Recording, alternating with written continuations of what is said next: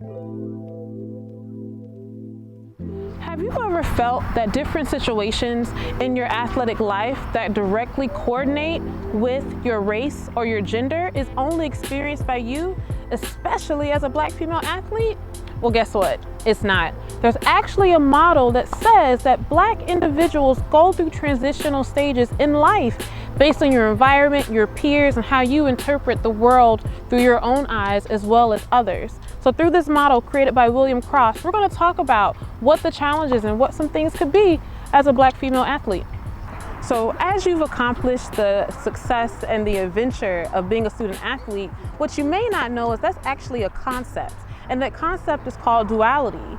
But for a Black female collegiate athlete, back in 1903, W.E.B. Du Bois coined a term called double consciousness.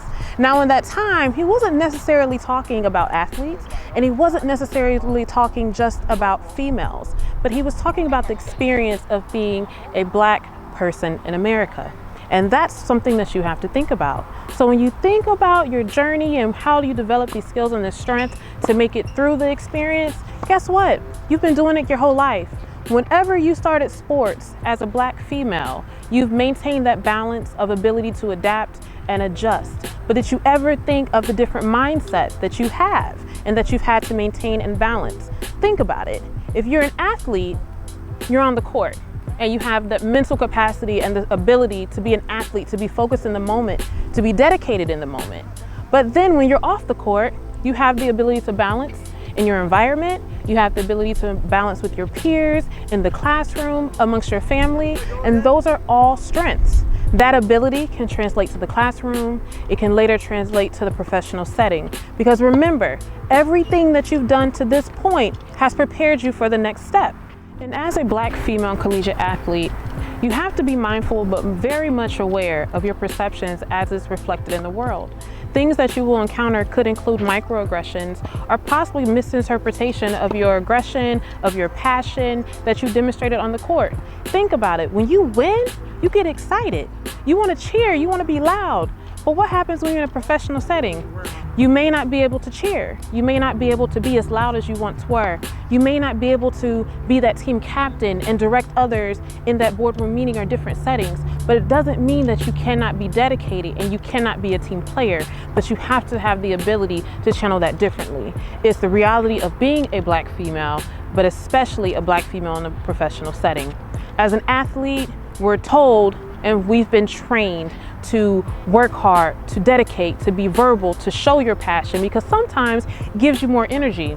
But we have to be aware that once that jersey is off, it's different because we no longer represent that athlete, we no longer represent that specific institution, but it has contributed to who you are. So don't let it go, but just think about the transition and how you can still maintain your goals and be successful. But even history shows through development of models like the racial identity development model, there are stages that you actually go through as an athlete, as a female, but mainly as a Black person.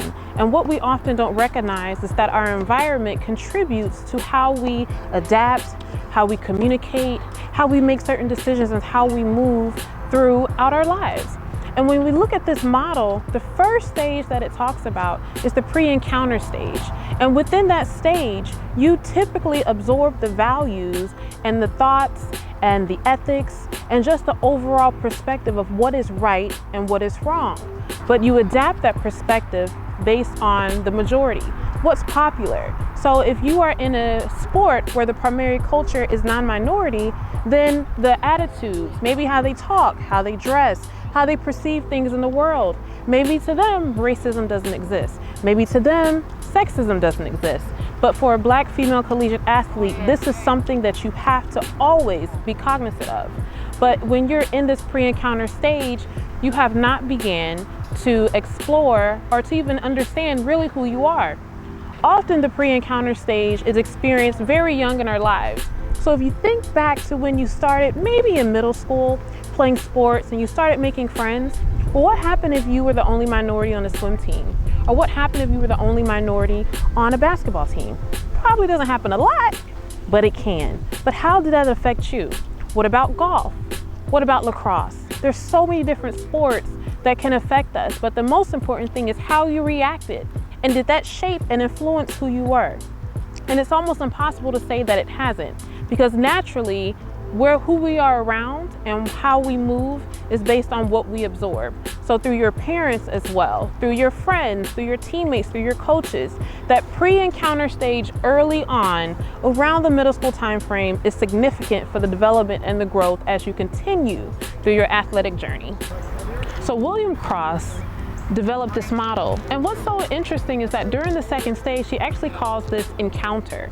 And what he says is that every Black person, or even a minority for that matter, experiences a moment in their journey, in their life, where they realize that racism is real and that majority of the world does not see things their way, or that they can be impacted differently than their peers and colleagues. So when we think about this, how can this affect the athlete? How can this experience translate to sports? Well, let's think about it. I was raised in the military and I've lived a very diverse childhood. But when I made it to college, I was around an environment where a lot of my peers and my teammates had not been around an African American. So the conversation and some of the terms that were racist, but they weren't mindful of it. But how does that impact me?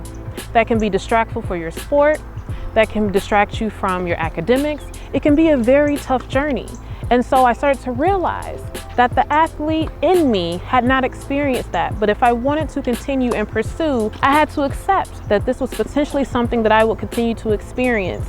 And I had to determine how I internalized that, how I processed that, and how I flipped it so that it can work for me. And later on in life, as I continue, more situations happen. I encountered many different things, hence to why the stage is called Encounter. But I realized that if I wanted to accomplish my goals, I had to stay dedicated and focused to do what I need to do.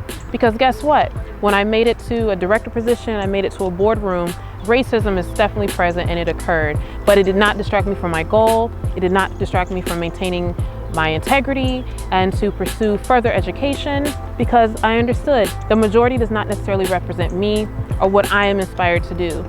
And through these experiences, I can help others.